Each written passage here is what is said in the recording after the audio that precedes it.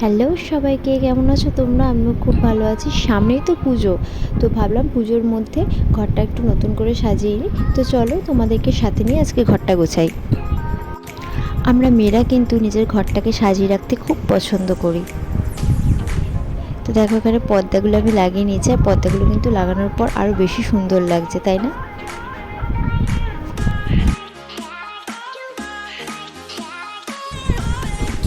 এখানে আমি পাশ বালিশের কভারগুলো পরিয়ে নিয়েছি, আর ওদিকে কুশন কভারগুলোও পরিয়ে নিয়েছি। এবার চলো মাথার বালিশের কভারগুলো পরিয়ে নিই।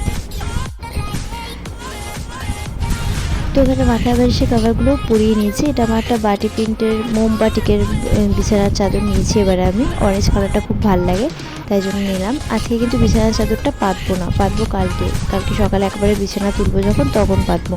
তো চলো কালকে দেখা হচ্ছে, দেখি ঘরের লুকটা কীরকম চেঞ্জ হয় আর কীরকম লাগে তোমাদের সাথেও শেয়ার করবো। চলো আজকে গুড নাইট।